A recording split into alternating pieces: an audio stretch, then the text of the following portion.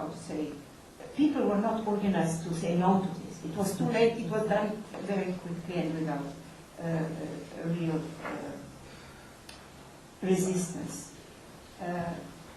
These changes placed a disproportionate burden of unemployment, poverty, and unpaid domestic and care work on women and excluded them even more from political life.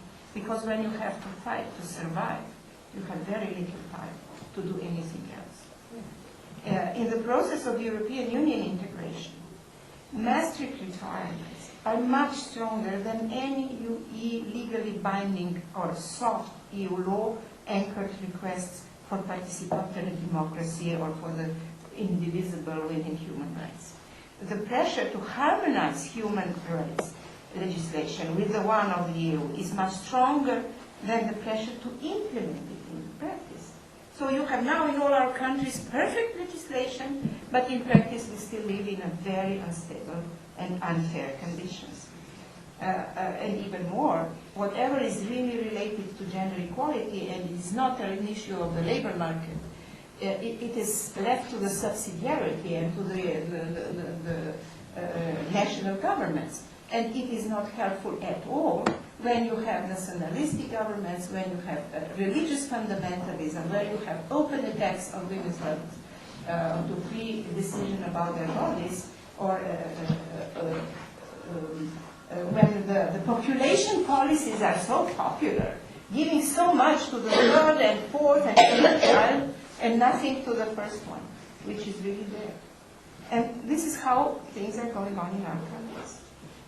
Another thing, European Commission still prefers to ensure the support for the women victims to ensure the support for the political empowerment of women. In European Commission every year you have 5 million euro in order to help to stop trafficking, which is fine, I'm for it. But there is not one penny earmarked in the European Commission funds for political empowerment of women. So what we are talking about?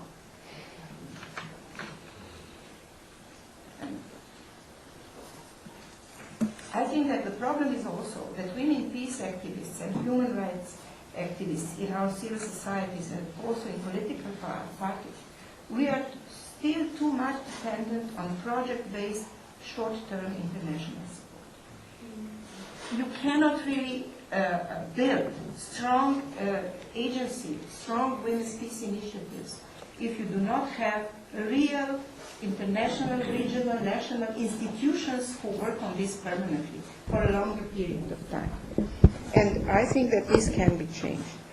From the experience of the Gender Task Force in the Balkans, we can see that every time when we really got the energy together and the synergy together, we lost it in the next year because we lost the support to do things in a synergetic way. I will not go into the details because we don't have time. Another question, is it really important to have women after the wars massively in political bodies who make the decisions? Did they do anything which is different from the men? Did they make a change?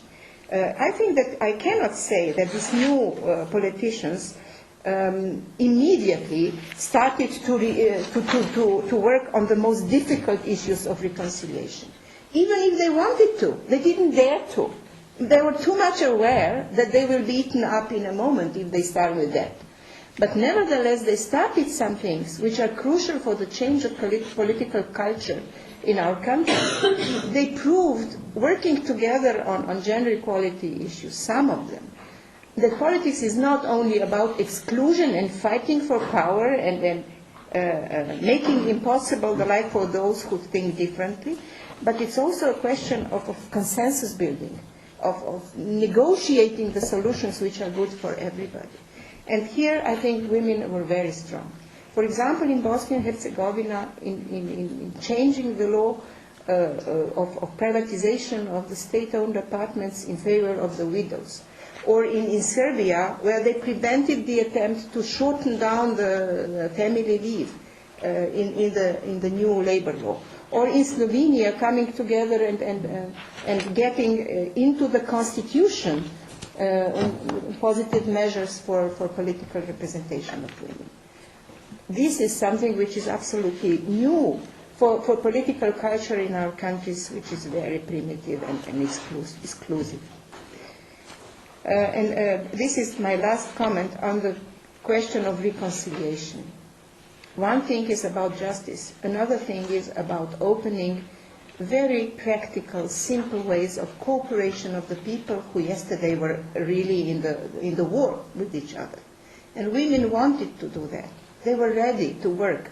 Women in Serbia, for example, or in southern Serbia, we have been there, or in Macedonia, or in Montenegro, or in Kosovo. We were there. We talked to the women from Roma, from Serbian, from Albanian community, asking them, would you like to do things together? Are you ready to prepare small community projects to be implemented together? They all said yes, yes, yes. And they even prepared the projects. And then the international actors said, no, we don't have the money for that. So there is money for everything, but not for the things which could really improve everyday life of the people.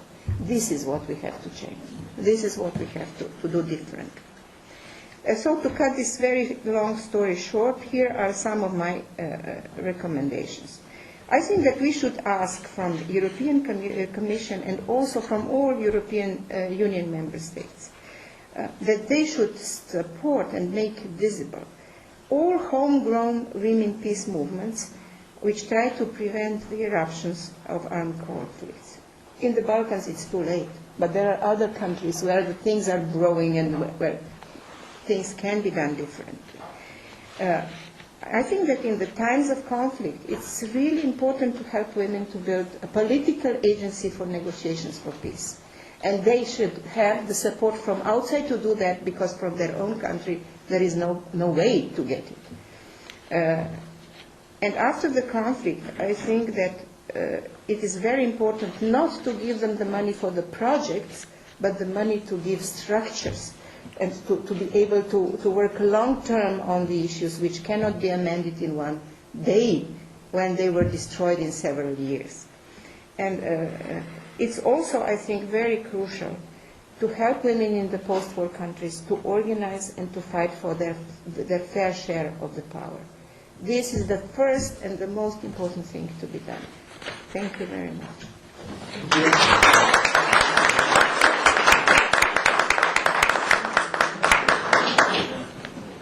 Professor Svetlana Slaršak is both our host and organizer here at the Instituto Studiorum Humanitatis, Ljubljana Graduate School in Humanities, and her topic will be Carnivalizing the Frontier, Political Practices, Pacifist Response.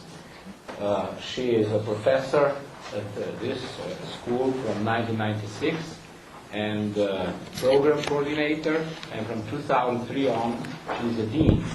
And to mention just some of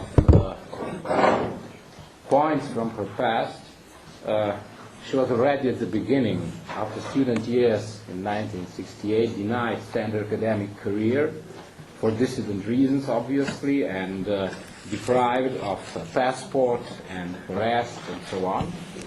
But to mention the more recent times, she had also a bogus trial in 1988 because of her resistance to Serbian nationalism and war politics, which this resistance became a stable position in her career with all the consequences. This is why one of the reasons why she's now here in Ljubljana, or the main one very probably. So please. Thank you very much. What I'm going to do is not an analysis or recommendations. I'm just going to propose a direct political action to a group of women among you. In fact, to Croatian feminists. I want to expose a problem that we have in Slovenia, between Slovenia and Croatia, which is a question of frontiers, which were not regulated precisely. So it's not the problem that worries me. I believe in diplomacy and I believe in the reasoning of the state. But what we are witnessing recently, in several years in fact, is a number of actions which promote war, violence and conflict on both sides, which are acted in sometimes in a very carnivalesque